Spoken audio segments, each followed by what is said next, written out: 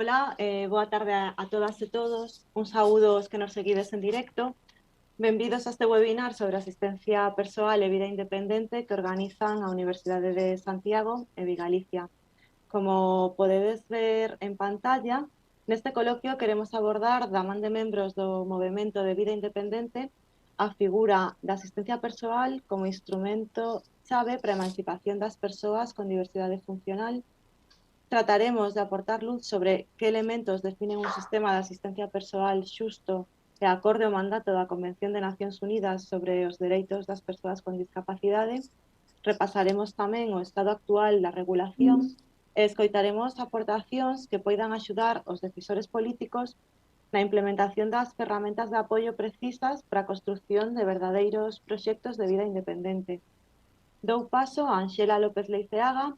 Ela é presidenta de Vigalicia, asociación composta e xestionada por persoas con diversidade funcional coa misión de promover a asistencia persoal e o dereito de todas as persoas en situación de discapacidade a decidir sobre a propia vida e a participar en igualdade de condicións na comunidade. Boa tarde, Anxela. Boa tarde.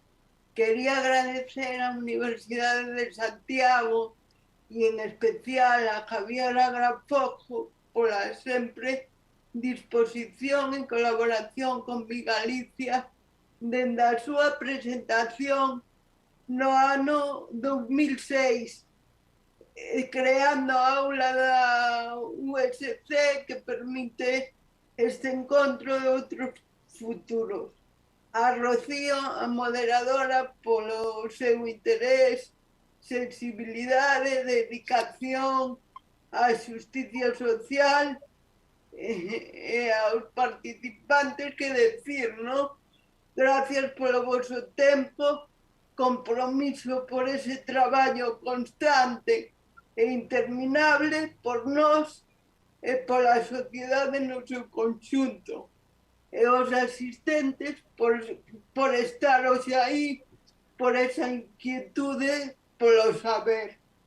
A entidade Vigalicia é unha organización de dereitos humanos, membro da Federación de Vida Independente e da Rede Europea de Vida Independente, que ten como finalidade difundir o ideario do movimento de vida independente, impulsar e promover unha alternativa real á institucionalización como é a asistencia personal, que ten os seus orixes nos anos 60 na Universidade de Berkeley, California, e que foi liderado por activistas e académicos, tales como Robert Judy Heumann, Adolfo Kafka, e que ten como resposta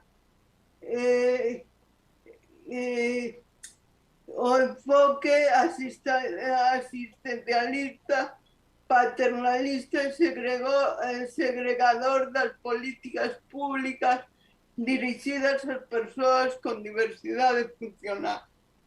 Conseguimos introducir na Lei de Promoción da Autonomía Personal, a chamada LEPA, a prestación da asistencia personal. E no ano 2006 encerrámonos no inserso con o obxectivo de mellorala. No ano 2007 contamos co apoio unánime do Parlamento de Galicia a través dunha PNL para a realización dun proxecto piloto de asistencia personal que tiña 40 horas semanais, que durou até marzo de 2010. No ano 2020 volvimos a poñer de acordo a todo o Parlamento de Galicia para seguir avanzando na mesma e na autoxestión. A Xunta de Galicia no 2010 recoñece mediante decreto o dereito a unha libranza de asistencia persoal, que sin duda foi un avance na consecución dos dereitos humanos e na mellora da vida das nosas vidas, pero claramente insuficiente para evitar a institucionalización e garantir a vida independente, tal e como dispón o artículo 19 da Convención e a observación número 5 para a súa correcta interpretación e aplicación. Que ten este programa? Pois que queda reducido a diversidade física. Ten 30 horas semanais e introduce unha discriminación no copago en función da capacidade económica. Nos, ante esta situación de precariedade, todas as organizacións vinculadas ao movimento de vida independente elaboramos unha proposta de lei específica de vida independente e asistencia persoal. E por último, decir que Vigalicia se pon a disposición do goberno e organizacións civis e administracións públicas para crear un sistema digno e universal de asistencia personal. Grazas, Anxela. Imos escoitar agora a Javier Agrafojo, coordinador do Servizo de Participación e Integración Universitaria da Universidade de Santiago de Compostela. Moi boa tarde, Javier. Hola, buenas tardes a todas y todos. Buenas tardes a todas y todos. La Universidad de Santiago es la que tiene que agradecer que el tejido asociativo y en concreto Vigalicia y las asociaciones o entidades que estáis hoy en el seminario confiéis en nuestra institución para tratar de seguir dando pasos en estos temas, no solo dentro de la universidad, sino para el resto de la sociedad. Cuando hace 20 años la primera persona con diversidad funcional se acercó a la Universidad de Santiago de Compostela para pedir colaboración para poder llevar adelante su proyecto académico con normalidad y con calidad, la universidad dijo que sí, pero la respuesta que dio fue convocar a personas voluntarias para que colaborasen en el apoyo que esta persona debía recibir para poder llevar adelante su vida con normalidad en las aulas.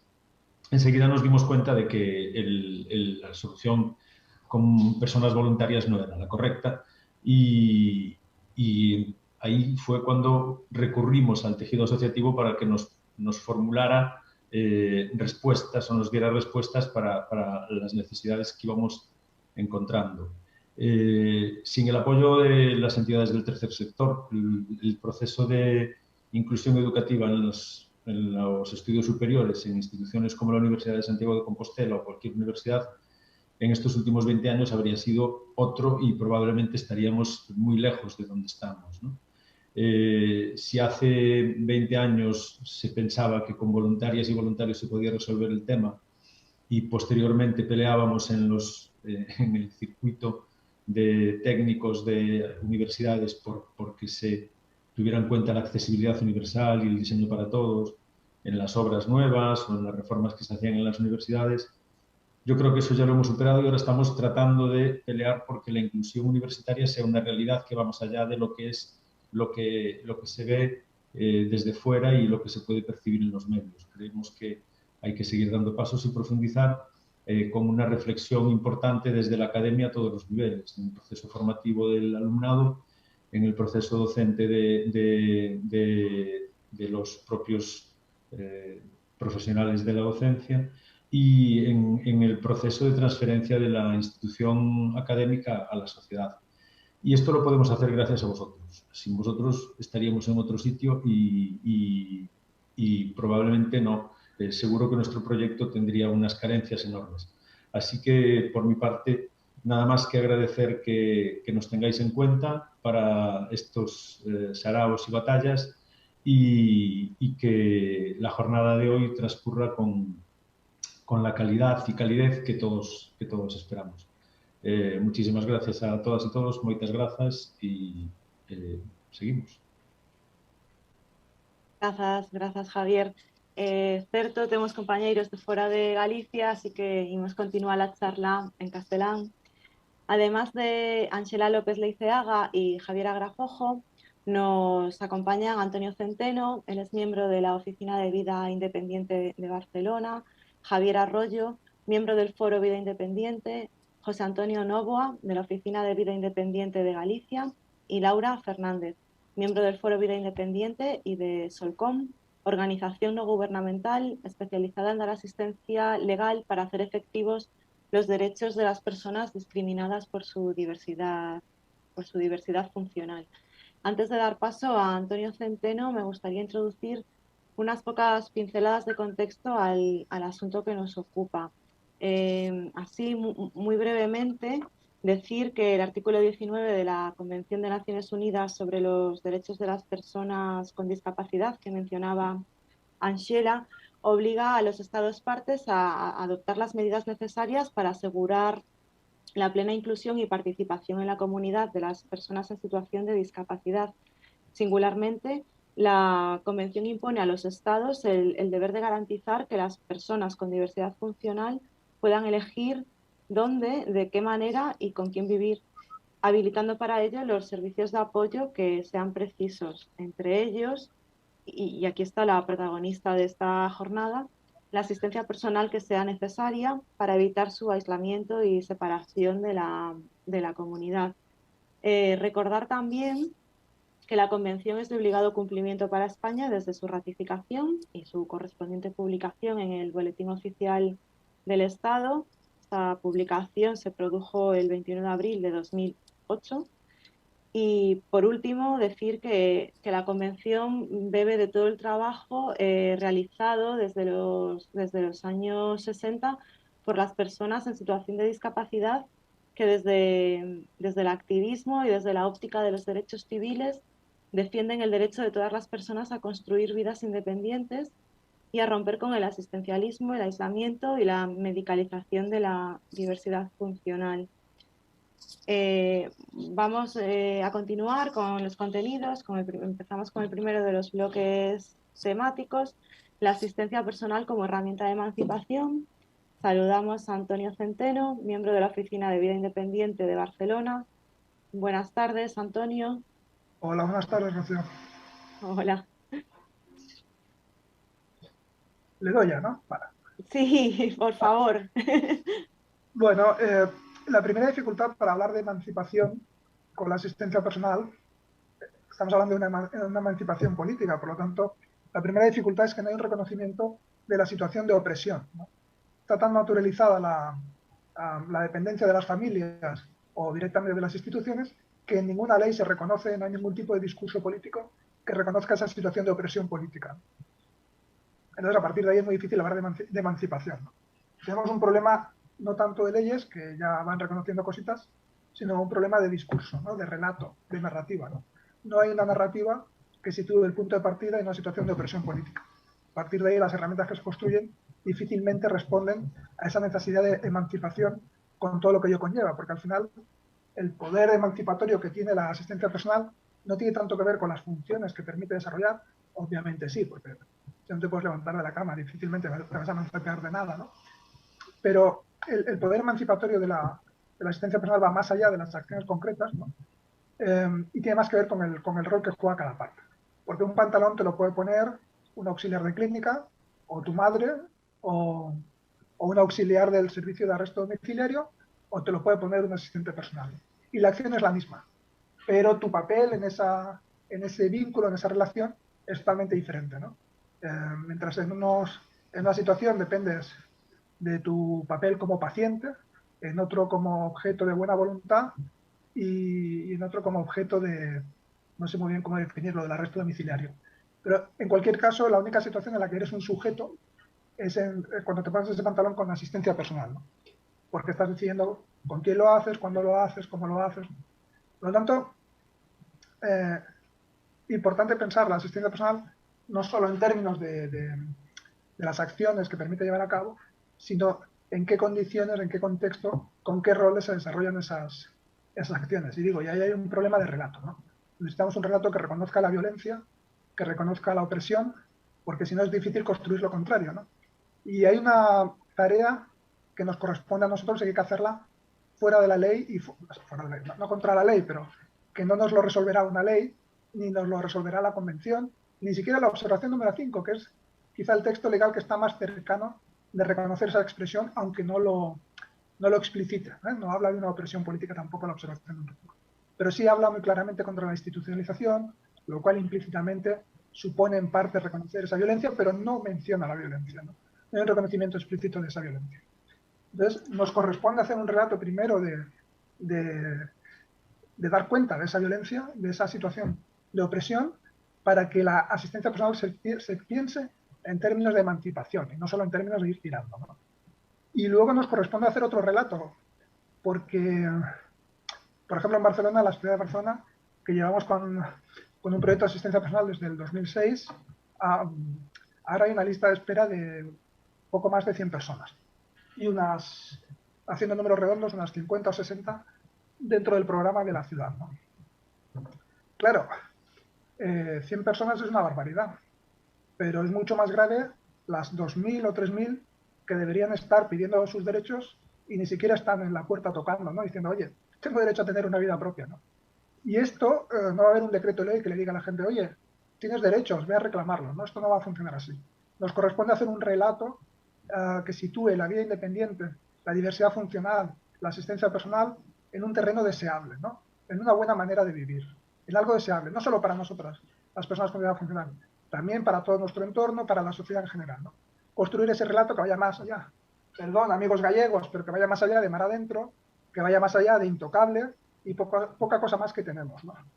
Y eso no lo vamos a hacer con una ley, eso nos corresponde construirlo a nosotras, ¿no? A partir de ahí, todo este trabajo que hay que hacer, digamos, fuera del ámbito legal, evidentemente ahora tenemos viento a favor con esa observación número 5 del artículo 19 de la Convención, ¿no? Es muy explícito. Para mí ya no hay un problema legal, ¿no? O no fundamentalmente, es decir, evidentemente con mejores leyes se hacen mejor las cosas, ¿no? Pero el mandato jurídico, ético, es clarísimo, ¿no? Y ahora nos corresponde implementar esta cuestión, ¿no? En todos, digamos, todos los sucedáneos que están surgiendo por doquier, ¿no? De llamar asistencia personal a cosas que solo se parecen muy en la superficie, ¿no? El problema que late es este que digo, ¿no? El hecho de que se piensa la asistencia personal en términos solo de acciones y no del rol, del papel, del contexto en el que se produce y sobre todo cuál es el sentido de esa asistencia personal, ¿no? Como no se está hablando de esa violencia, como no se está hablando de esa opresión, no se está pensando en la asistencia personal en términos emancipatorios, ¿no? Y por lo tanto, a mucha gente, a demasiada gente, le parece que ya está bien. Y sobre todo a los poderes políticos, a los poderes públicos, les va muy bien pensar que esto de la asistencia personal o de la diversidad funcional en general es un problema simplemente técnico, ¿no? Poner 4 rampas, poner un par de intérpretes de lengua de signos, un par de asistentes personales y para adelante, ¿no? Y claro, no es así, y no es así porque hay una situación de discriminación sistemática, de opresión política, ¿no? Y no es simplemente una cuestión técnica. Entonces, esto o lo construimos o ningún modelo de asistencia personal va a acabar, digamos, siendo útil a quien debe serlo, ¿no? Ya digo, ahí hay un papel fuera de la convención, fuera de cualquier texto legal, que es construir una realidad en el arte, en la cultura, en los medios de comunicación, que nos diga, ¿no? Sin decirlo, que nos diga sin decirlo que la vida independiente es interesante para todo el mundo, que la asistencia personal abre muchas puertas y que la diversidad funcional ni tan mal, ¿no? Para mí esta es como un poco la clave a la hora de pensar esa asistencia personal como herramienta realmente emancipatoria. Muchas gracias, Antonio. Cambiar el relato, jolín. Voy a leer un fragmento en relación con esto de la observación general número 5 del Comité sobre los Derechos de las Personas con Discapacidad, que habéis citado todos. Dice así: la independencia como forma de autonomía personal implica que la persona con discapacidad no se vea privada de la posibilidad de elegir y controlar su modo de vida y sus actividades cotidianas. ¿Dónde vivimos y con quién? ¿Qué comemos? Si nos gusta dormir hasta tarde o acostarnos a altas horas de la noche, si preferimos, quedarnos en casa o salir, si nos gusta poner el mantel y velas en la mesa, tener animales domésticos o escuchar música. Tales acciones y decisiones nos hacen ser quienes somos. Os pregunto, cuando hablamos de asistencia personal, estamos hablando de permitir esta toma de decisiones. Estamos hablando de poder elegir todas estas cuestiones que nos definen y que se ven limitadas no solo en los centros residenciales o de internamiento, sino también en la propia institución familiar, ¿verdad? Antonio, ¿me escuchas? Sí, gracias, Rocío. Es que no tenía claro el orden. Bien, claro, eso tiene que ser posible, ¿no? Si no, no es asistencia personal, es otra cosa, ¿no? Lo que decía antes de que no es la herramienta para ir tirando o para contener un problema, ¿no? De no saber qué hacer con aquella persona, cuál es su lugar en el mundo, ¿no? Y si no es necesario, lo que me gusta insistir es en eso, en que eso es necesario, ¿no? Si no es así, pues no es asistencia personal, seguro. Y lo que tenemos que tomar conciencia es que además no es suficiente, ¿no? Es decir, no solo que no se pueda impedir que alguien tome esas decisiones, sino qué hacemos para que la gente tenga asumido, ¿no? que su vida es eso, tiene que poder ser eso, ¿no? Que tiene derecho a poner velas o no, que tiene derecho a hacer su vida como quiera, ¿no? ¿Cómo hacemos para que la gente deje de pensarse como un apéndice de la familia agradecido o como carne de cañón de las instituciones agradecido, ¿no? Entonces, ese trabajo, ¿no? Es el que, en el que quiero insistir hoy, ¿no? Porque es urgente, porque al final vamos construyendo todo con mucha dificultad, muy poco a poco, ¿no? Y con la sensación de que en cualquier momento se te cae todo, ¿no? Porque no hay un deseo potente de que las cosas sean de otra manera, ¿no? Y por eso creo que es urgente, en realidad, ir trabajando también en esa otra dimensión, ¿no? Asegurarnos de lo que mencionabas, que lo dice la observación número 5, ¿no? Un texto de Naciones Unidas, ¿no? Que no es algo, digamos, no es la revolución que digamos, ¿no? O sea, que esto ya debería ser como un poco el mainstream, ¿no? De la política en diversidad funcional. Pues asegurarnos que desde luego eso sea así y denunciar que si no es así, pues no estamos hablando de asistencia personal. Y luego además trabajar en esta otra dimensión de cómo trabajamos para que eso que tiene que ser posible además sea deseable, ¿no? Esté en la cabeza de la gente, que eso es su vida y tiene que ser su vida también. Claro, pues en relación con esto, está claro, la asistencia personal supone tomar las riendas de la propia vida y en consecuencia exige una responsabilización. Es deseable que las personas sepan a qué tienen derecho, pidan esos derechos. En relación con esto, ¿qué debe saber el potencial usuario contratante de asistencia personal? No sé qué opináis. José Antonio Novoa, por ejemplo, ¿qué opináis sobre este punto?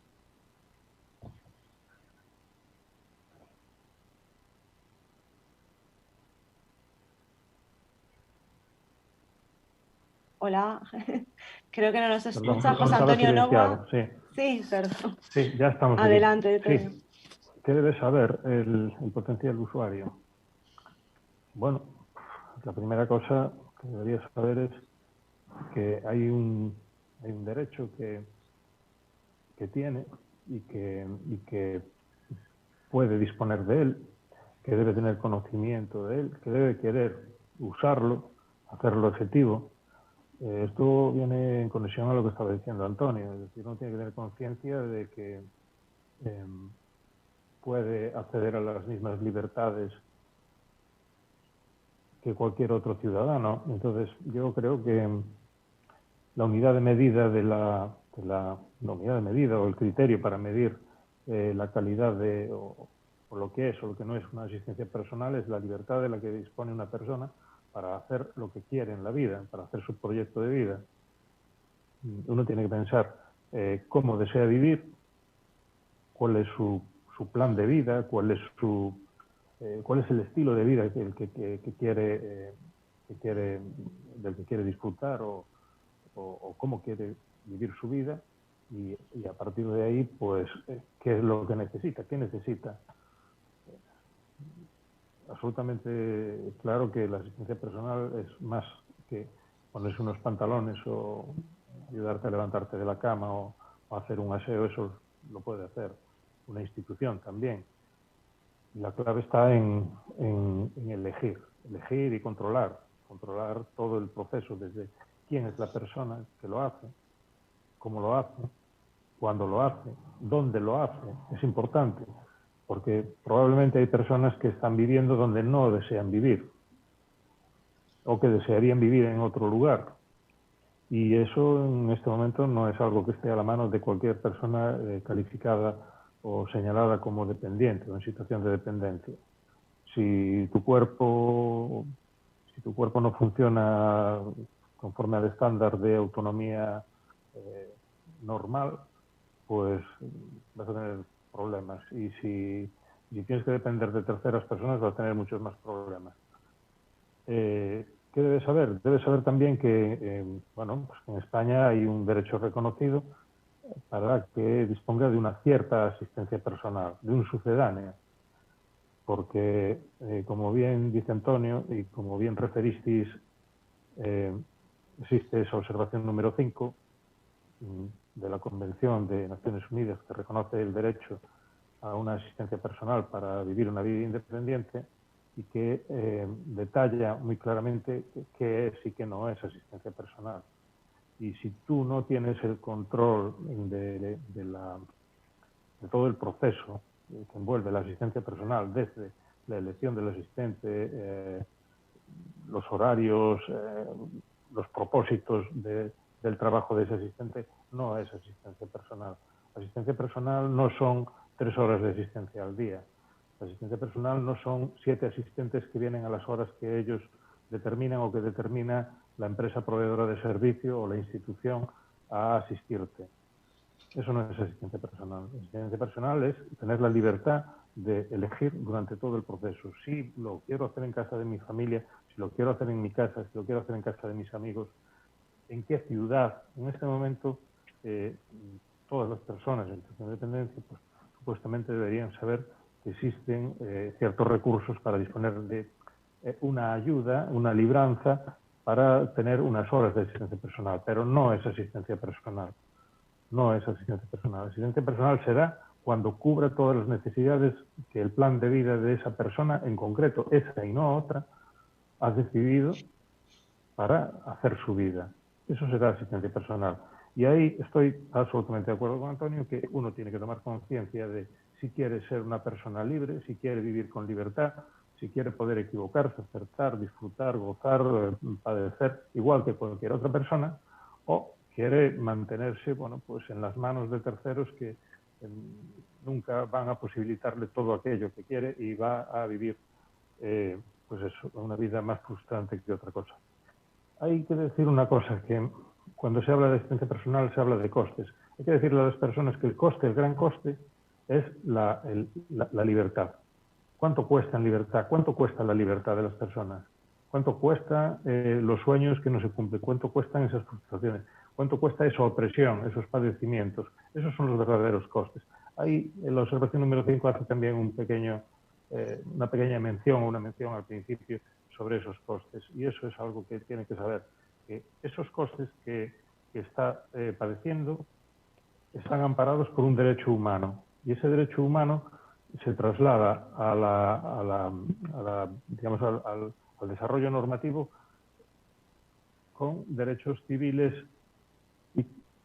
y derechos políticos. Y eso es de cumplimiento inmediato. Entonces hay que luchar por el cumplimiento inmediato de esos derechos. Eso es lo que debe saber. Que tiene derechos, que tiene que luchar por ellos o que debe luchar por ellos, y que existe algo que es un medio para llegar a un fin. El fin es la libertad, el ser libre, el hacer la vida que uno desea. Y el medio es la asistencia personal sin ambajes. Claro, es llamativo el dato que comentaba Antonio Centeno, ¿no? La Oficina de Vida Independiente de Barcelona únicamente tiene en este momento 100 personas en espera. Si nos vamos si nos ceñimos a las cifras oficiales del IMSERSO, la asistencia personal apenas representa un 0,5 de las prestaciones que el sistema de autonomía y atención a la dependencia mantiene activas, cuando, lo estamos diciendo, es la herramienta clave para girar del modelo de institucionalización a la construcción de proyectos propios, libres e individuales. ¿Qué está fallando, no? Bueno, ya habéis dicho, está fallando el relato, está fallando el conocimiento de los derechos. ¿Qué más cosas están fallando?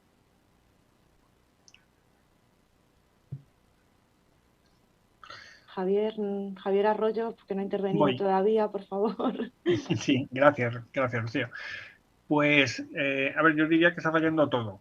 De hecho, creo que podría decir hasta que falla la pregunta en un momento dado, porque esta cuestión de que la asistencia personal es la herramienta como para como proporcionar una desinstitucionalización y que las personas vivan conforme a los criterios que ellos eligen por sí mismos, esto sí es correcto, pero claro, nos encontramos ante un sistema que provisiona asistencia personal en base a una ley, que es la Ley de Promoción de Autonomía Personal y Atención a las Situaciones de Dependencia, que realmente no funciona. Esto no está funcionando. Entonces, no, digamos, vivimos un poco una ilusión, a veces tengo la impresión de que existe algo que se llama un sistema, o sea, que debiera existir un sistema para la vida independiente de las personas, pero esto no es real, esto no existe. Lo que tenemos es esta ley en la cual la asistencia personal no encaja directamente con el espíritu de la ley. Es una ley que además se reglamenta luego de una forma bastante compleja y bastante complicada, diferente en cada territorio, lo cual impone unas diferencias notables dependiendo de dónde estás. Y luego, aparte de esto, hay toda una serie de proyectos que han, digamos, intentado proporcionar asistencia personal obteniendo financiación de fuentes completamente diferentes, desde fondos sociales europeos, algunos dependen de la comunidad en cuestión, otros dependen de la ciudad en la que estén, otros van a cargo del IRPF, de la declaración de la renta. En definitiva, no hay un sistema implementado de asistencia personal a la que las personas puedan llegar y acogerse.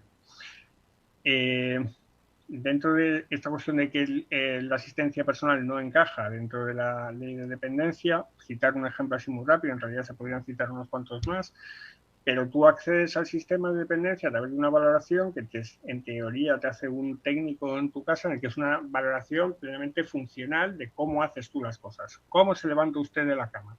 Bueno, pues te puedes levantar solo, puedes necesitar apoyo o puedes necesitar estar completamente asistido, ¿no? Entonces, en función de eso, tú obtienes una valoración y eres un grado 1, un grado 2, un grado 3. En función de ese grado, obtienes un derecho a unas prestaciones y servicios.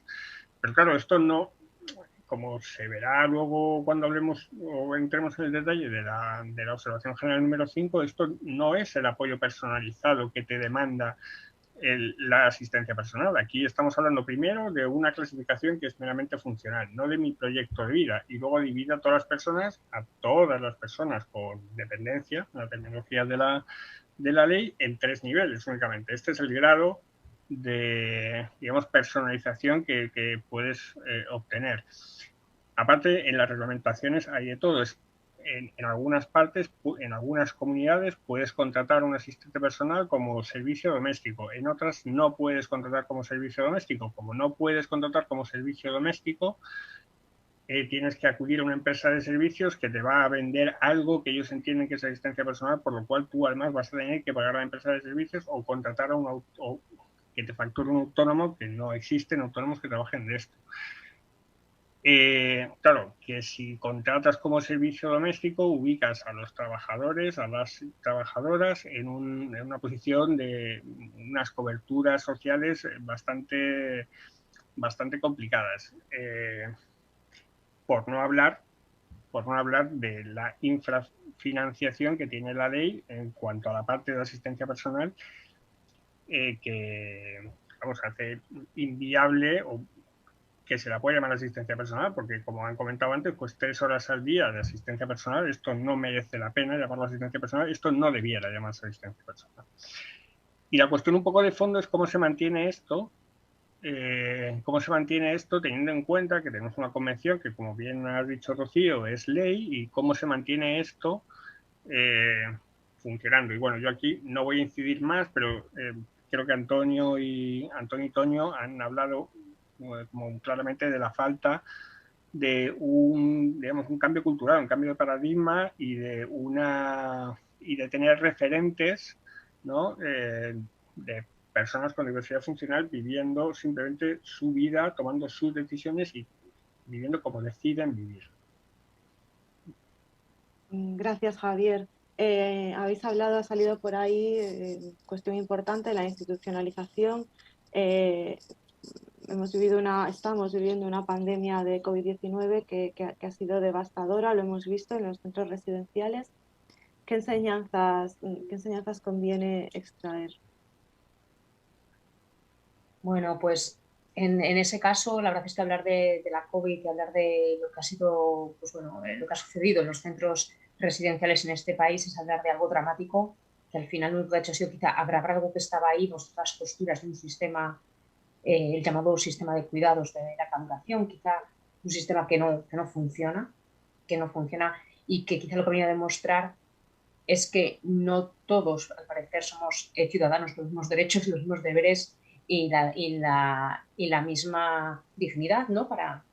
Es decir, en estos momentos tenemos a distintas instituciones y distintas administraciones en tela de juicio por los criterios que han seguido, ¿no? A la hora de diagnosticaciones a hospitales, lo que han sido unos niveles de contagio que ahí están las cifras, no se puede comparar lo que ha pasado dentro de los centros residenciales en comparación con lo que pasaba en los hogares. Han vivido situaciones de desprotección y de disminución de derechos fundamentales como ninguna otras estructuras.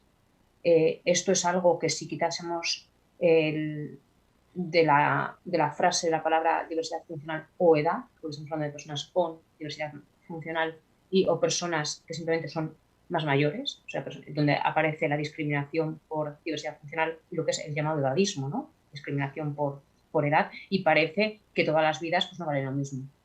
Y podemos restringir mucho más los derechos de unos respecto a los de otros, podemos decidir si derivamos a hospitales o no derivamos, podemos decidir si pueden recibir visitas o no pueden recibir visitas cuando se vulneran derechos a la deambulación, a la libertad. Es decir, creo que la pandemia lo que ha puesto sobre la mesa es una situación la cual, pues bueno, ya se venía avisando, ¿no? Desde hace mucho tiempo, y es lo que pasa cuando provocamos situaciones de vida irreales fuera de toda norma y de toda lógica. Vamos a tener a un montón de gente viviendo en unas estructuras y recibiendo unas atenciones que no son ni las que demandan ni las que se ha decidido de una manera independiente. Es decir, todo lo que es la individualización, la personalización, pues, ha brillado por su ausencia.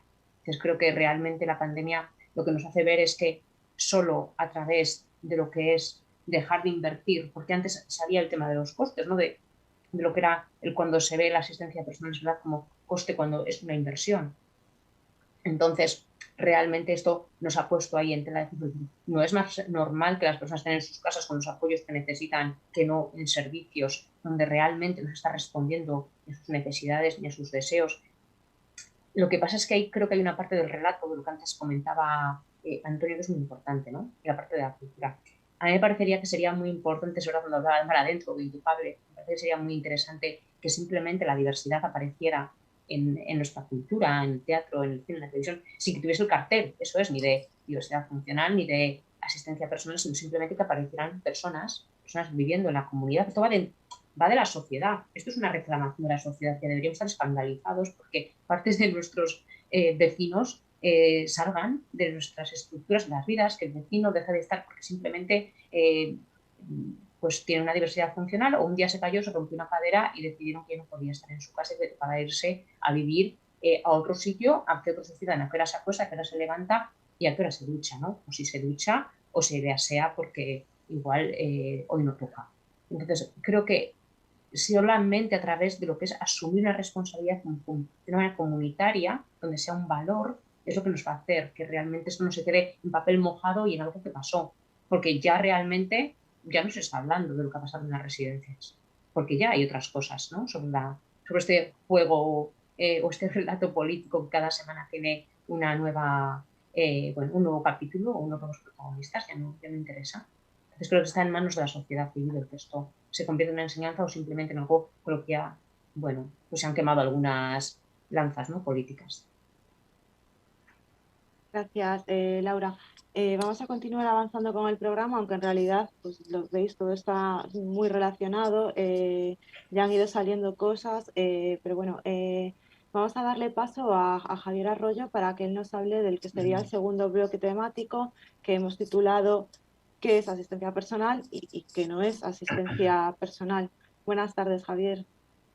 Hola otra vez. Bueno, yo vengo en nombre del Foro de Vida Independiente y Libertad, y en el Foro siempre hemos mantenido una apuesta decidida por la vida independiente y la asistencia personal. Hubo un momento que fue un discurso que fue absolutamente rupturista. Cuando yo entré en el Foro, en ese momento, digamos, donde se ponía el acento era construir más y mejores residencias que cuidaran mejor y que, digamos, se propusieran mecanismos de rehabilitación que fueran mejores. Y inmediatamente el discurso del Foro se confrontó por parte del movimiento asociativo, ¿no?, porque era un poco, digamos, sospechoso, ¿no?, dónde venían estas personas que no querían ubicarse bajo el paraguas de las entidades, ¿no?, y que aparte además estaban diciendo esta cosa de que ellas solas se determinaban. Esto era un poco raro. Pero, digamos, esto ha cambiado. Y esto ha cambiado porque la Convención de los Derechos de las Personas con Discapacidad ha impulsado un cambio de paradigma, ¿vale? Ese cambio de paradigma hace que el discurso por parte del movimiento asociativo se vaya acercando cada vez más digamos, al que hemos mantenido en el Foro, ¿vale? Digamos, va calando poco a poco el espíritu, el cambio de paradigma, ¿no?, que impuso la Convención de los Derechos de las Personas con Discapacidad, va calando, pero no termina de empapar del todo. Y este es el problema. Entonces, ahora mismo estamos viendo un boom en cuanto a proyectos que se autodenominan o que se etiquetan de vida independiente, de asistencia personal y de autodeterminación, pero que, como se ha mencionado también en algún momento por aquí, no dejan de ser sucedáneos de lo que debiera ser, o en mi opinión no debieran ser denominados de asistencia personal, porque directamente incumplen en muchos aspectos, son contrarios incluso a lo que la Convención de los Derechos de las Personas con Discapacidad señala lo que es la asistencia personal. Entonces, esto, por ejemplo, acaba en que hace relativamente poco unos compañeros del Foro tuvieron una reunión con un alto representante de las instituciones, agente importante en lo que tiene que ver con la asistencia personal, en la cual les dijeron que uno de los problemas para impulsar la asistencia personal es que no había un consenso sobre la asistencia personal. Entonces, como si realmente hubiera que consensuar nada respecto a la asistencia personal cuando ya hay una definición de lo que es la asistencia personal. La Convención define lo que es la asistencia personal, la Observación General número 5 sobre el derecho a vivir de forma independiente, a ser incluido en la comunidad, da una definición de lo que es la asistencia personal, y yo voy a leer esa definición de lo que es la asistencia personal. Y dice así: asistencia personal. La asistencia personal se refiere al apoyo humano dirigido por el interesado o el usuario que se pone a disposición de una persona con discapacidad como un instrumento que permite la vida independiente, para permitir la vida independiente. Abro paréntesis, creo que también es muy importante leer lo que es la definición de vida independiente, que también la da la Observación General número 5. Aunque las formas de asistencia personal, cierro paréntesis, aunque las formas de asistencia personal pueden variar, hay ciertos elementos que la diferencian de otros tipos de ayuda personal, a saber, 1. La financiación de la asistencia personal debe proporcionarse sobre la base de criterios personalizados y tener en cuenta las normas de derechos humanos para un empleo digno. Debe estar controlada por la persona con discapacidad y serle asignada a ella para que pague cualquier asistencia que necesite. Se basa en una evaluación de las necesidades individuales y de las circunstancias vitales de cada persona. Los servicios individualizados no deben dar lugar a una reducción del presupuesto ni a un pago personal más elevado. 2. El servicio está controlado por la persona con discapacidad, lo que significa que puede contratar servicios entre una serie de proveedores o actuar como empleador. Las personas con discapacidad pueden personalizar su servicio, es decir, planearlo y decidir por quién, cómo, cuándo, dónde y de qué manera se presta, así como dar instrucciones y dirigir a las personas que los prestan. 3. Este tipo de asistencia es una relación personal. Los asistentes personales deben ser contratados, capacitados y supervisados por las personas que reciban asistencia y no deben ser compartidos sin el consentimiento pleno y libre de cada una de estas personas. El hecho de compartir asistentes personales podría limitar y obstaculizar la libre determinación y la participación espontánea en la comunidad. 4. La autogestión de la prestación de los servicios. Las personas con discapacidad que requieran asistencia personal pueden elegir libremente el grado de control a ejercer sobre la prestación del servicio en función de sus circunstancias vitales y sus preferencias. Aunque otra entidad desempeñe la función de empleador, la persona con discapacidad sigue detentando siempre el poder de decisión respecto a la asistencia. Es a quien debe preguntarse y cuyas preferencias individuales deben respetarse. El control de la asistencia personal puede ejercerse mediante el apoyo para la adopción de decisiones. Y ya estaría. A partir de esta definición de lo que es asistencia personal, voy a comentar muy brevemente, para no extenderme demasiado, qué no es la asistencia personal. Y lo voy a poner en relación de cosas que están apareciendo últimamente por ahí en este boom de vida independiente y asistencia personal fake que tenemos. Otras formas de apoyos humanos vinculadas a proyectos institucionalizados son formas de apoyos humanos, todo bien, pero no es asistencia personal. Y hace poco salió un proyecto por aquí para proporcionar asistencia personal a personas que vivían en residencias. Y se defendió con el argumento de, ¿acaso es que no tienen derecho las personas que viven en residencias a salir a darse un paseo? Y claro, lo que están haciendo es reducir la asistencia personal, que está pensada como para que la gente no tenga que vivir en una institución, a una herramienta para salir a dar un paseo. Las que no se basan, no es asistencia personal, las que no se basen en criterios individualizados. Y aquí podríamos entrar casi todas las que provienen de la ley de dependencia.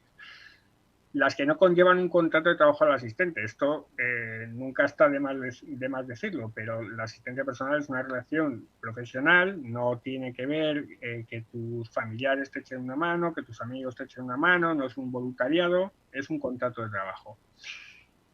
Y la clave y la decisión es todas aquellas en las que la persona usuaria no pueda elegir, no son asistencia personal. Y aquí voy a comentar también el caso de otra oficina de vida independiente que se abrió muy recientemente, no voy a dar nombres ni detalles por no herir sentimientos, pero que tenía contratado una plantilla de asistentes personales antes de que hubiera participantes en el programa. Es decir, los participantes ya tenían que elegir de entre los asistentes personales que ya estaban contratados y que además eran menos asistentes personales que personas que participaban en el programa, con lo cual iban a tener que compartir asistente personal sí o sí.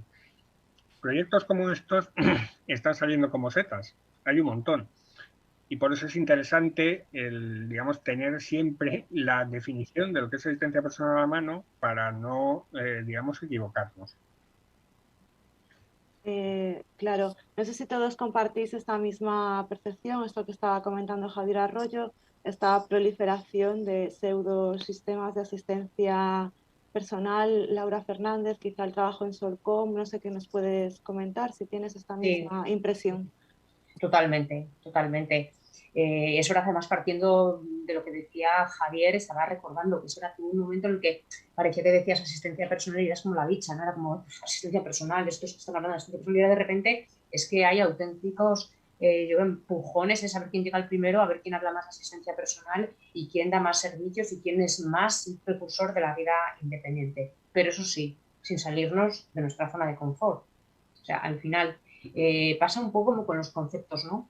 Es decir, si pensamos en lo que es la evolución, en lo que es el movimiento de personas con diversidad funcional, podemos ver cómo van cambiando los nombres, ¿no? Las nomenclaturas van haciéndose diferentes, los recursos, las intensidades de apoyo. Es decir, hay todo un lenguaje que va como modulándose, cambiando para seguir haciendo en muchas ocasiones lo mismo. O sea, llamar de maneras diferentes y subirte a la ola para, al final, seguir con las mismas pautas, ¿no?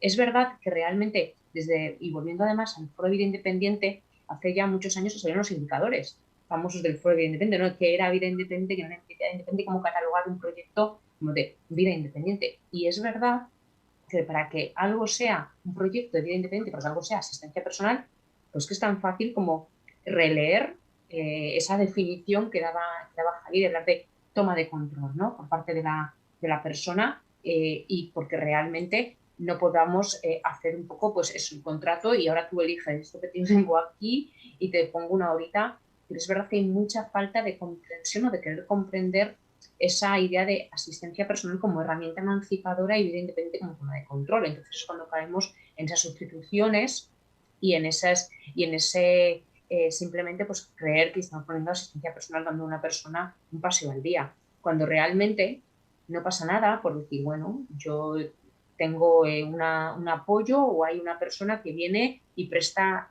pero llamemos a las cosas por su nombre. Una cosa es que tú prestes un apoyo concreto, un servicio de 1 hora, de 2 horas para hacer una acción concreta, una actividad, y otra cosa es confundir la tarea con lo que es la asistencia personal. La asistencia personal no es una tarea, es un enfoque. Entonces, es verdad que yo sí creo que habría que reclamar a las instituciones también y a todo lo que son entidades financiadoras que cuando alguien pone una chapita y dice yo estoy prestando un servicio de asistencia personal, realmente revisáramos y viéramos desde dónde está prestando ese servicio y realmente qué trayectoria tiene esa organización, ese que está poniéndose a prestar esos servicios, ¿no? Que mirásemos un poco de dónde viene, qué hace y cómo lo hace y desde dónde mira, ¿no?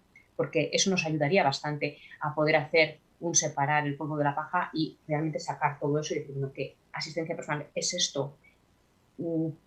Tan difícil lo queremos hacer y tan fácil podría ser, ¿no? Puede ser, no entendemos asistencia personal, bueno, igual no lo queremos entender porque está negro sobre blanco, pero Claro, bueno, claro. no quiero extenderme mucho tampoco, no sé cómo vamos. Estáis hablando de, un poco de que la clave estaría en que el usuario mantenga el control, todas las decisiones pasen por él.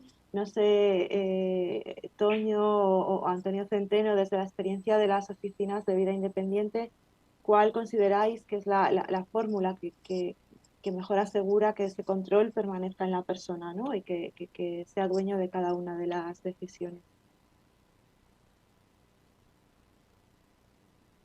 Bueno, hay elementos también que ya están en la observación número 5, ¿no?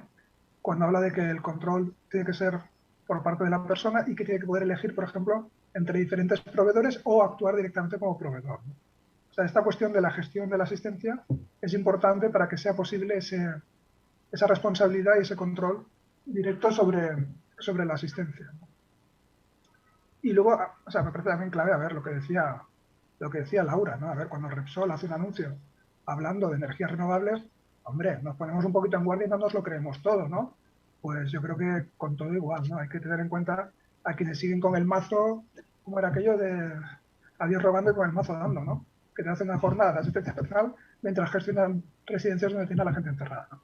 Hombre, un poquito de criterio. Y también un poquito de valentía que necesitamos para decir estas cosas en voz alta, ¿no?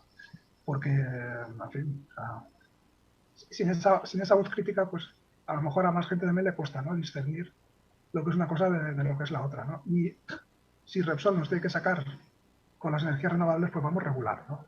Esto hay que estar atento. Y luego, en cuanto a lo importante, cada vez hay que inventar menos. Quiero decir, que solo con cumplir lo que dice la observación número 5 es muy difícil hacer un sistema que no sea realmente de asistencia personal, no solo con dar cumplimiento a lo explícito que dice la observación número 5.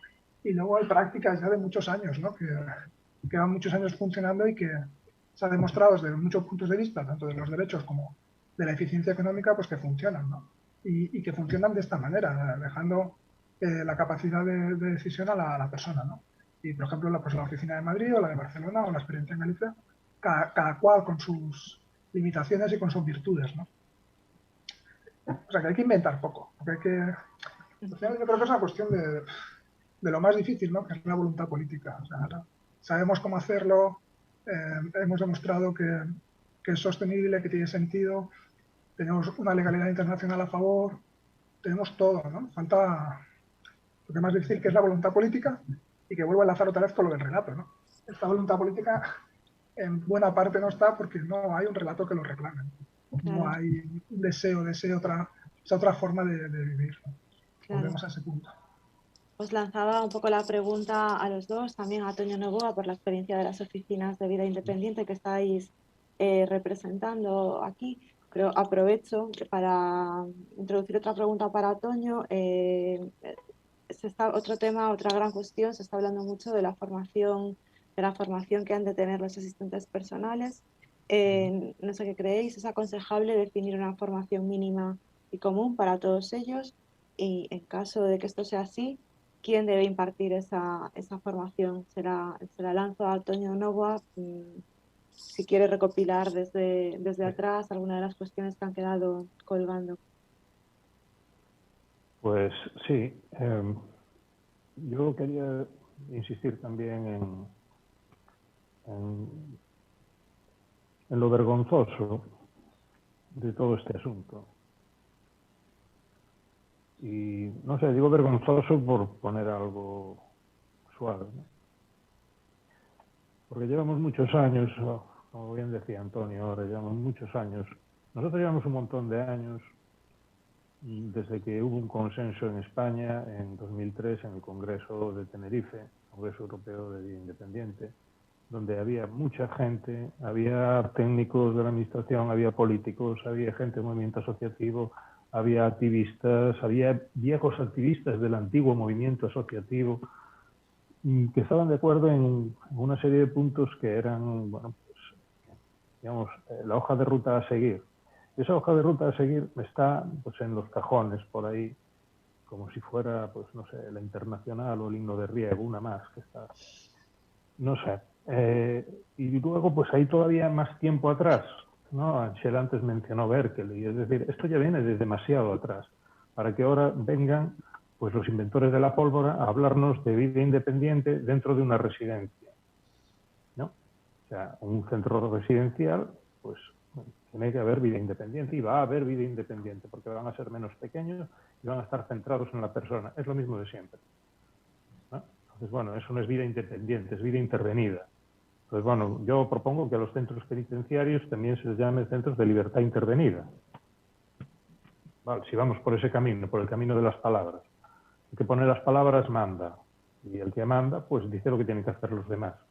De ahí que, bueno, parece que dentro de, digamos, de un grupo importante con peso político en España, que debería estar abogando por la convención, que debería estar, no sé, presionando por los despachos para que la observación número 5 fuese efectiva, real, tal y como dice la propia observación, pues van a los parlamentos a decir que, a reñirle a los diputados porque hablan de diversidad funcional y deberían decir personas con discapacidad. O sea, es que este es un disparate de arriba abajo. Y ahora me voy a la Oficina de Vida Independiente y a las experiencias. Bien, pues la experiencia en Galicia, por ejemplo, es tristísima. Es tristísima. Es tristísima. Si Rosalía viviera, pues le dedicaría versos. Vamos a ver, resulta que al mismo tiempo que en Madrid y en Barcelona se ponen en marcha proyectos de vida independiente, donde realmente se han acercado todo lo máximo posible a lo que dice la observación, todo lo que se podía. Bueno, pues el mismo proyecto presentado en Galicia parece que iba a ir adelante y en el último momento aparecen en la mesa pues los representantes del movimiento asociativo.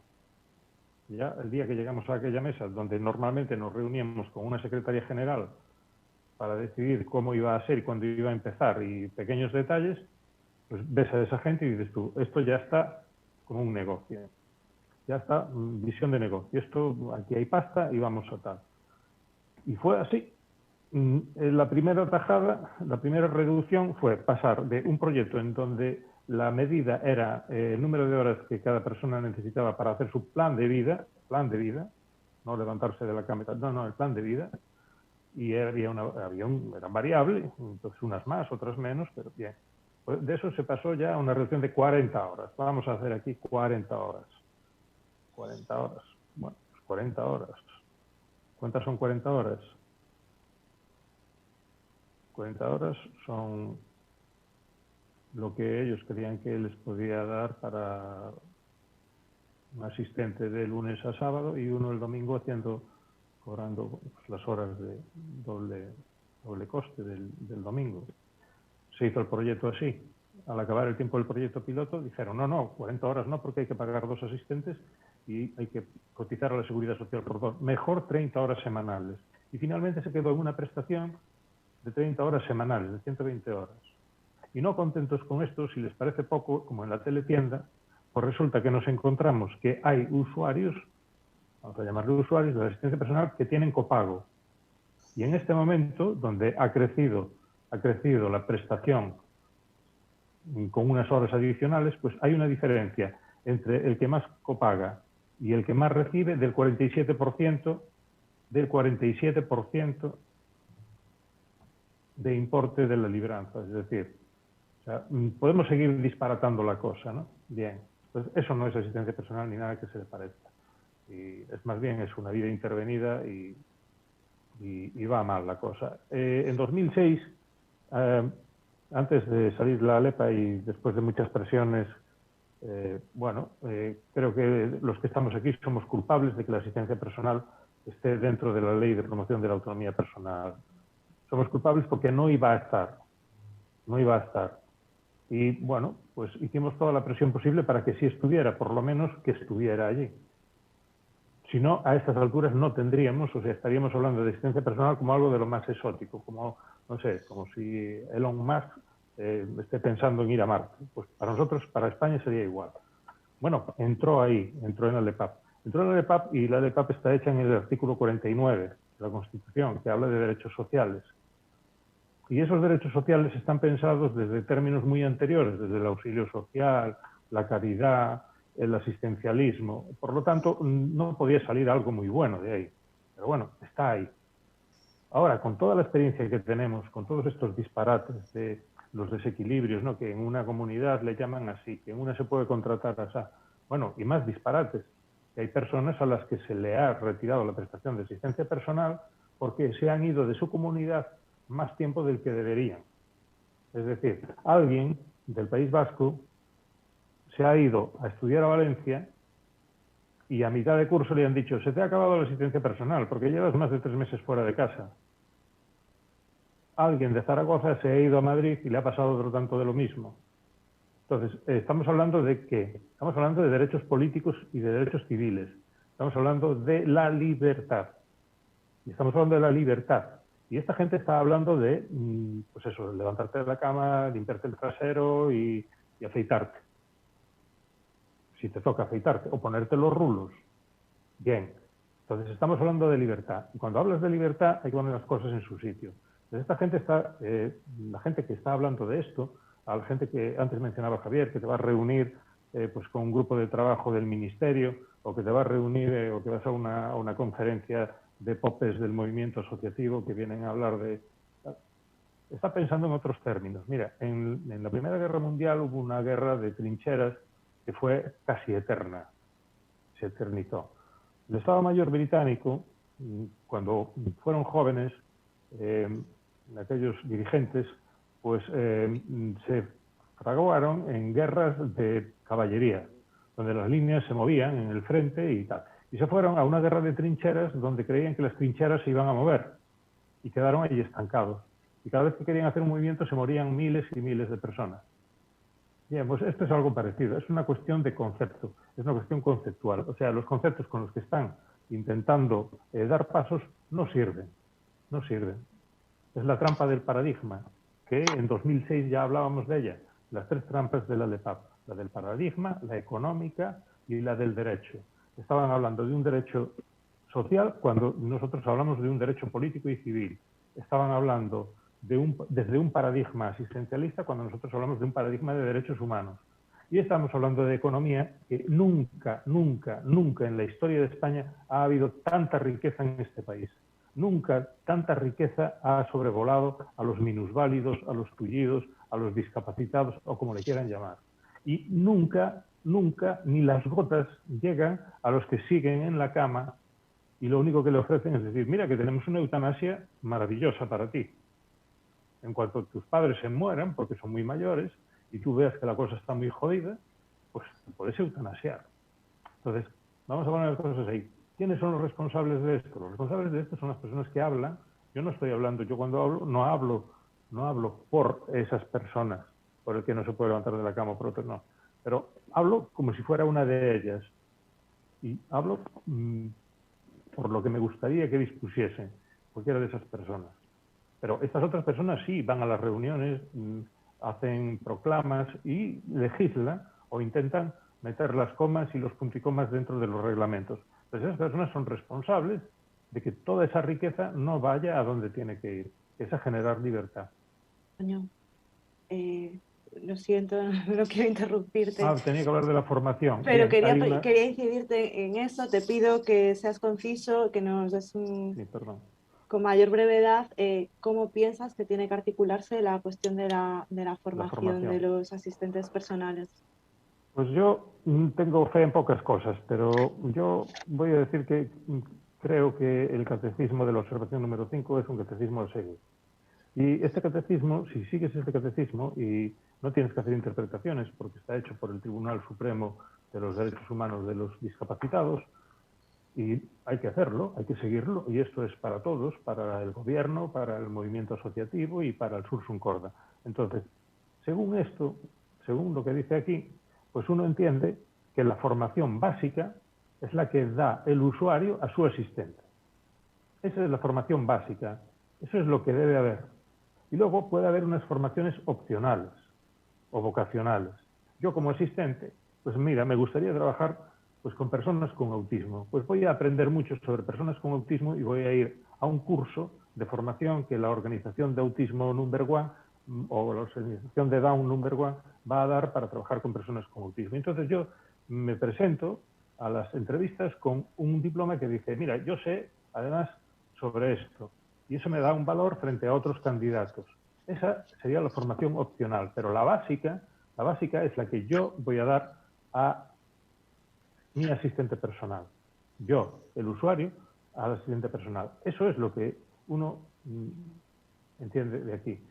Porque si no, y eso sí lo dice claro, no hace falta entenderlo, estoy poniendo un umbral de entrada. Si yo digo que para trabajar como asistente personal tengo que hacer un curso de 300 horas, de 200, de 100, de 50, de 25, de 10 horas, estoy poniendo un umbral de entrada. Y entonces, cuando Manolito o Juanita o Menganita quiere contratar a un asistente personal y tiene que hacer una selección, una búsqueda, pues a lo mejor no encuentra personas que tengan el curso de 10, 50, 100 horas. ¿Y qué hace? Si eso es baladí, eso es nada, no lo quiere. Hasta ahora todo el mundo se ha arreglado sin formaciones maravillosas. Y cada uno hemos formado nuestros asistentes personales. Y hemos sobrevivido. Y sobrevivimos. Y llevan sobreviviendo cientos y miles de tullidos en todo el mundo formando sus asistentes personales. Que no venga nadie a inventar ahora aquí otra vez la pólvora. Es decir, la formación básica la da el usuario. Una dificultad, poner un umbral de entrada. Y un umbral de entrada limita las opciones, limita la capacidad de elección, limita la libertad. Por lo tanto, va en contra de lo que dice la observación número 5 y de lo que dice la Convención. Una dificultad entiendo que se verá agravada pues, en entornos a lo mejor más pequeños, del rural, la imposibilidad de encontrar asistentes disponibles, personas que cumplan. Clarísimamente. Yo estoy contratando un asistente ahora que es músico en el paro. Y el otro es cargador del muelle. Y el otro, agricultor. No tengo ningún problema. Se establecen exigencias de titulación o de cursos, pues claro. Umbrales de entrada. Un umbral de entrada es una prohibición. Lo habéis mencionado un poco, también me interesaba saber en qué punto se encuentra la proposición de ley de vida independiente y lo comentaba, creo que Javier Arroyo, esa situación en la que la asistencia personal no encaja en lo que se ha llamado en llamar sistema de atención a la dependencia. ¿Qué obstáculos representa que la regulación actual de la asistencia personal esté vinculada a la atención a la dependencia y en qué punto se encuentra esa proposición de ley que, bueno, habéis elaborado desde el movimiento? Por favor, vamos bastante mal de tiempo, concisión.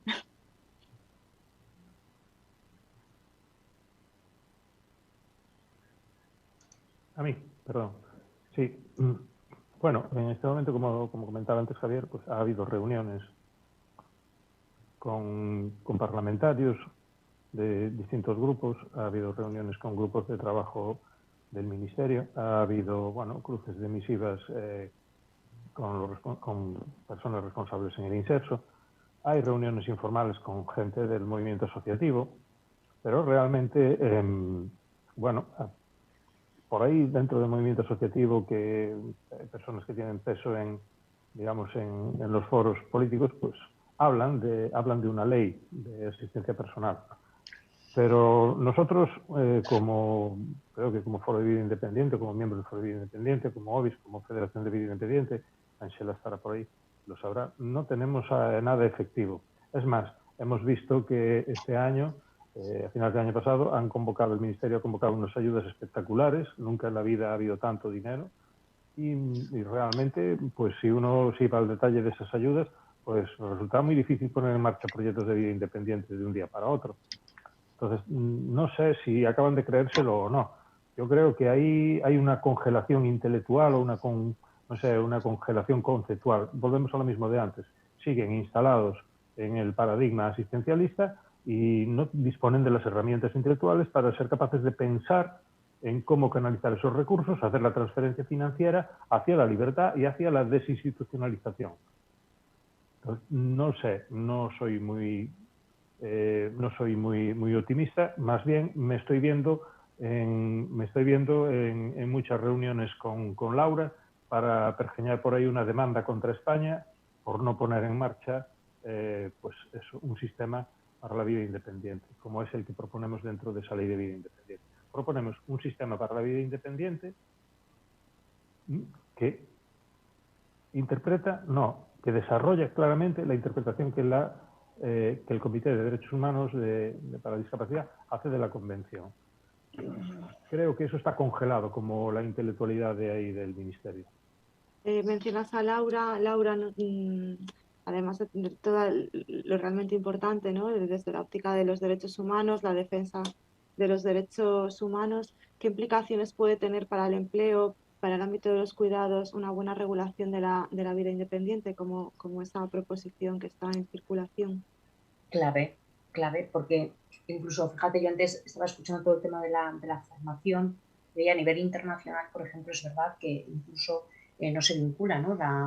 No aparece regulado, o sea, que tienen la formación los asistentes personales, que no dista del derecho del asistente personal a su formación como derecho, como cualquier trabajador, ¿no? El derecho a la formación, y que muchas veces toda esa formación se regula, eso sí lo quería decir, muchas veces porque la propia persona, que si una persona necesita que su asistente personal sepa lengua de signos, obviamente va a contratar a alguien que sepa lengua de signos, ¿no? La flexibilización en el tema formativo yo creo que es súper importante y que es un elemento que se pone mucho sobre la mesa y que en algunos casos puede ser muy interesante que tengan unas determinadas formaciones que las va a valorar la persona lógicamente cuando va a contratar y que también al asistente personal le va a enriquecer, ¿no? Respecto a lo que es el empleo, si nos fijamos en lo que es el ámbito de cuidados para las personas que están implicadas, tiene rostro de mujer. Es decir, en estos momentos lo que vamos a decir es que la mayor parte de todo lo que se da a nivel de cuidados dentro de hogares, todo lo que está pasando de una manera más informal, al final son mujeres las que básicamente están haciendo unas dobles, triples jornadas, y hay una parte muy, muy clara, ¿no? de lo que son los horarios tradicionales y lo que es la discriminación de la mujer y un montón de cosas. ¿Qué implica regular el empleo? Que saldría un montón de empleo también que está en situación irregular, que saldría a la luz, que se dignificaría y que se prestigiaría. Porque en estos momentos, con la asistencia personal pasa también como es un sector en que parece que es el asistente personal o que, pues bueno, que es algo que no tiene valor, no es algo que la gente tenga en su imaginario, es el asistente personal, no está prestigiado. Yo creo que al final todo lo que es regular va a ser muy positivo. Cuando se habla, incluso, ¿no? Cuando hablamos de la España vaciada o la España que queremos vaciar, pues seguramente con asistencia personal también habría una manera también incluso de facilitar que las personas se mantengan en sus propios entornos. O sea, todo lo que sea empleo va a ser positivo para las personas que quieren contratar asistencia personal y va a ser positivo para quienes van a trabajar como asistentes personales y para la sociedad en sí, ¿no? Porque se va además a regular y vamos a ver cómo... A mí hay una cosa que me parece interesante, es cuando hablamos de los datos de asistencia personal en España, por ejemplo, se habla de la diferencia entre territorios. Por ejemplo, cuando salen las diferencias entre distintos territorios, de Euskadi, yo que soy vasca, yo siempre digo, no, Euskadi no, Guipúzcoa. O sea, no es Euskadi, es Guipúzcoa. Es decir, ¿y cuál es el elemento, si analizamos los datos de Guipúzcoa, cuál es uno de los elementos diferenciadores? Pues que la mayor parte de las prestaciones de asistencia personal se dan a personas mayores. ¿Y qué efecto ha tenido, por ejemplo? Que han disminuido las prestaciones de cuidados en el entorno familiar. Es decir, se pueden hacer muchos análisis, pero realmente la apuesta que se hizo de no discriminar por edad y quizá, pues bueno, al final es verdad que es un territorio en que la gran mayoría de las prestaciones que están surgiendo están yendo a personas mayores que lo que están haciendo es verlo como una oportunidad para permanecer en sus entornos, para que, o sea, evitar derivaciones al centro residencial, pero además es compatible con todo menos con atención residencial, y también está haciendo que disminuyan las prestaciones de cuidados en entorno familiar, por lo cual eso es que se ha regularizado. Y lo que en otras ocasiones está pasando, que es que lo que es algo que no se nos escapa, ¿no? A nadie, que es que hay mucha contratación o mucha no contratación y mucha irregularidad dentro de esas otras formas de contratación, ¿no? De dedicar recursos. Entonces creo que hay muchos elementos que desde ahí podríamos analizar. Y también el que, cuando hablábamos antes de lo de que hablábamos, ¿no? De que hubiera sido una figura exótica si no nos hubiéramos enterrado, en que estuviera dentro de la PAC, realmente yo cuando hablo con la gente en la calle me parece que sigue siendo algo exótico esto es el asistente personal, porque en el fondo hay un retorno económico importante además, ¿no? Hay un retorno económico importante, del cual creo que vamos a hablar todavía algo más, ¿no?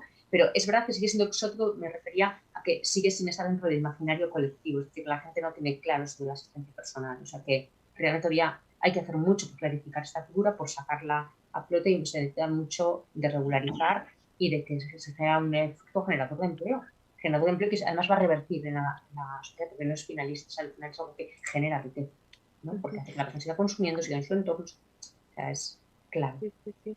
Recuerdo un estudio de la Universidad Internacional de Andalucía, es ya de hace unos años. Este en concreto había cifrado el retorno económico por cada euro invertido en asistencia personal en más de 3 euros, 3 euros y medio. Podría ser, estaría generando recursos para alimentar una buena prestación, ¿no? Sí, sí, es clave, es clave y además parece mentira, pero es que todo avala, ¿no? Que la asistencia personal genera riqueza y lo que genera es que al final las personas, pues es eso, sigan consumiendo, se sigan manteniendo activas y que no sea algo pasivo. Entonces, bueno, pues parece que desde un punto de vista, aunque no sea ya por convencimiento, ¿no? Por egoísmo económico, pues debería impulsarse bastante más de lo que se está haciendo. No sé, por ejemplo, Javier Arroyo, que llevas un ratito sin intervenir, ¿qué opinas de esta cuestión de los recursos, el retorno económico? Sí, vamos mal de tiempo. Vamos falta de tiempo, pero quiero hacer un comentario al hilo de lo que ha comentado ahora, al hilo de las estacanadas estas de la asistencia personal y las diferencias de territorios. O sea, por ejemplo, tenemos un problema claro con las personas que pasan de 65 años y que de repente se pierden la prestación de asistencia personal. Esto es otra historia que no quería dejar de pasar porque me han pedido que lo dijera. Y al hilo de lo del retorno económico, sí, digamos, dentro de que es un poco feo hablar de estas cuestiones cuando estamos hablando de una cuestión de derechos, al final se han hecho estudios, el que comentabas de Andalucía, en la Oficina de Vida Independiente de Madrid también se hizo uno y en Barcelona también se hizo otro por el ayuntamiento y han demostrado el retorno económico de la prestación económica de un servicio de asistencia personal. Claro, en el momento que tú coges y permites a las personas ser ciudadanas y dejar de ser ciudadanos, ¿no? Entonces participar activamente en la sociedad, consumir en bares, salir al cine o irse de viaje o simplemente llevar su vida, y lideras a los familiares que se han encargado, a las mujeres que tradicionalmente se han encargado de ellas, pues claro, las mujeres pueden también ser ciudadanas, ponerse a trabajar, lo que sea, y hay un retorno económico constatado ya por 3 estudios. Y bueno, pues ya está. Habéis hablado ya de muchas de las cuestiones que habría que resolver, ¿no? Habéis hablado de que falta construir un relato, un cambio cultural, la existencia de referentes, la infrafinanciación, la falta de encaje en el sistema de atención a la dependencia que está montado. Yo creo que deberíamos ir ya planteando un turno de cierre en el que tratar de recopilar peticiones, exigencias y sugerencias, cuestiones que puedan ayudar, servir de ayuda a los decisores políticos, a las administraciones, al tejido asociativo al que también os referíais con anterioridad. No sé, en el orden que queráis, por ejemplo, Antonio Centeno, llevamos mucho tiempo sin escucharte, y luego pues vosotros mismos vais interviniendo y vamos cerrando brevemente, por favor. Bueno, toda la lista que has hecho de problemáticas a resolver, pues está ahí y es cierta, ¿no? Y quizá para cerrar, pues señalar también todo lo que tenemos a favor, ¿no? Tenemos ese marco internacional de derechos humanos que establece la Convención y que explicita de manera muy concreta la observación número 5.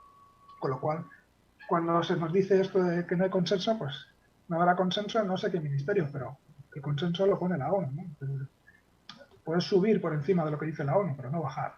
Entonces, ese marco internacional es a favor, ¿no? Tenemos a favor estos estudios socioeconómicos, ¿no? Que los sociólogos hacen con esta técnica que llaman el retorno social de la inversión. Se ha hecho este de Sevilla, bueno, de Andalucía, el de Madrid, el de Barcelona, y todos van muy apuntando a una cifra muy concreta, ¿no?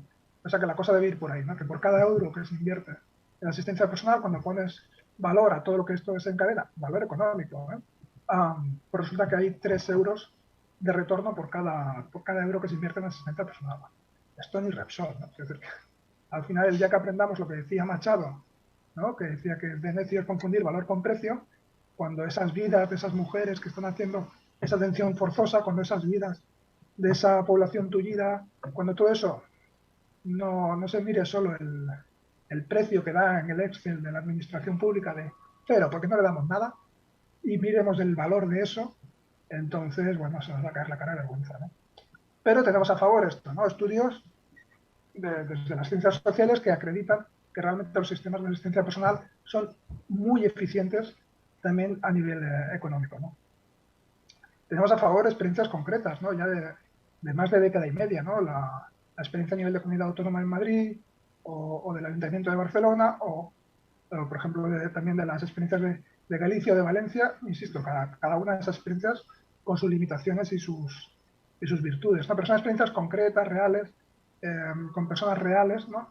Que demuestran que de lo que estamos hablando no es una quimera, sino que es una política pública perfectamente viable y que funciona, ¿no?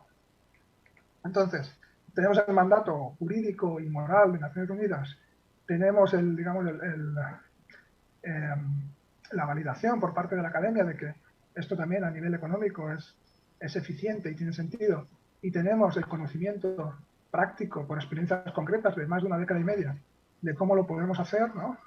Pues en principio lo tenemos todo, ¿no? Y ahora hay que ver cómo forjamos esa voluntad política para que los dineros estén donde tienen que estar y fluyan como deben fluir, ¿no? Y ahí, para esa creación de la voluntad política, pues tampoco hay mucho que inventar, ¿no? Todo el mundo ha tenido que luchar por sus derechos a base de convertirse en un problema, ¿no? Tenemos que ver qué capacidad tenemos de convertirnos en un problema. No solo las personas con desigualdad, que evidentemente también, sino yo creo que aquí las alianzas con los feminismos son fundamentales, ¿no? En el sentido de que toda esta industria de la discapacidad que mantiene las cosas en el estado en que están, tiene que ver con que existe todo ese ejército de esclavas, ¿no? Que están haciendo una atención forzosa porque no hay otra, ¿no? Esto es insostenible desde un punto de vista ético y moral, ¿no? Y aquí la visión de género y la lucha conjunta, ¿no? con los feminismos tiene que ser clave también para mover esto, porque necesitamos que eso deje de verse como parte de la solución, ¿no? Cuando una ley te dice, bueno, podemos tener un cuidador no profesional. Una cosa delirante, ¿no? Que en ningún otro ámbito establecido como un derecho, ya sea la salud, la educación, a nadie se le ocurría algo ni parecido, ¿no? En este, como no se ve como un derecho, pues se generó, por ejemplo, esta figura, ¿no? Entonces, dejar de ver esto como parte de la solución y empezar a denunciar que es parte del problema, ¿no? Pero aquí yo creo que esas alianzas las necesitamos también con otras luchas políticas desde el punto de vista del género, porque es una de las cuestiones clave para que, bueno, para que esto se mueva, ¿no? Cuando en los países nórdicos se han desarrollado estos sistemas, no es solo porque tengan dinero, porque en Arabia Saudí también tienen dinero. Es porque las vidas de las mujeres en los países nórdicos tienen valor. Entonces, poner en valor esas vidas es lo que nos va a ayudar a remover el sistema viejo y poner en marcha el del siglo XXI. Gracias, Antonio. Javier Arroyo, algo que añadir en este turno de cierre brevemente, por favor. Yo voy a hacer aquello de que paso, me quedo con las palabras de Antonio que me han encantado. Sí, lo voy a dejar aquí y ahorro el tiempo. De acuerdo. Toño Novoa, por favor. Bueno, yo, siguiendo el hilo de Antonio, pues lo pondría como preámbulo y ya diría a todos esos responsables de que esta situación siga empantanada, congelada y que, bueno, instalada en esa cultura, porque sí hay una cultura de la discapacidad que viene de atrás, viene del asistencialismo y tal, y que ven las cosas así, tal y como las ha definido Antonio, y las hacen así. Entonces, les pediría amablemente y les ofrecería también la mano, como siempre se la hemos ofrecido desde el Movimiento de Vida Independiente, para que empiecen a trabajar en una cultura de derechos humanos, para que dejen de objetar la Convención, porque no están haciendo objeción de conciencia de algo malo, están haciendo objeción de conciencia de los derechos humanos de quienes ni siquiera pueden defenderlos, de quienes ni siquiera muchas veces saben que los tienen. Porque si hay techos de cristal, aquí también hay paredes de cristal, en las que hay personas en las que están encerradas y no pueden ir más allá de aquello, más allá de su familia, o más allá de su barrio, más allá de... Y realmente no están viviendo las vidas que quisieran vivir. Y no hablo de tener aspiraciones, no sé, fantásticas, sino, no sé, lo que hacen sus amigos del cole, o lo que hacen sus primos, o lo que hacen tal. Antes Javier hablaba de los 20 años o 20 y pico años que lleva la universidad prestando apoyo con voluntarios y luego, bueno, es decir, eso sigue pasando cada año, pues cuando llega el mes de septiembre o el mes de octubre aparecen padres con jóvenes de 17, de 18 años, pues reclamándole no sé qué, no sé cuánto. Es que hasta esa fecha no lo sabían porque han vivido ahí con su familia y tal, pero luego sigue la vida. Entonces esto no puede ser un bucle. Pues yo le pido a esta gente, al movimiento asociativo organizado tan potente alrededor de esa industria extractivo-ganadera, que extraen del presupuesto público para tenernos bien instalados en esos centros de vida intervenida, que piensen en términos de derechos humanos, que dejen de objetar la Convención, que dejen de objetar o de reinterpretar el artículo 19 y que pongan en marcha y que hagan valer la observación número 5, que esto no es una broma, porque además es ley que hay que acatar. Y si no, pues lo que nos queda es seguir así hasta que nos eutanasie alguien. Y ya está. Laura Fernández, último turno, Pues si nada, quieres añadir algo. Se ha dicho todo, solamente quería hacer una mención al gran Javier Romañac y al modelo de la diversidad. Entonces pediría simplemente a las personas que toman las decisiones que junto con la convención que se revisen el modelo de la diversidad y que vean que esto es acto de derechos y de dignidad, ¿no? Y que dejemos hablar de capacidades, de evaluar a la gente y hablar de que esto es una cuestión de todos y para todos, porque la dignidad de las vidas de todos es la misma. Y con eso creo que ya no tendría nada más que decir. Gracias. Pues hemos agotado el tiempo, tenemos que dejarlo aquí.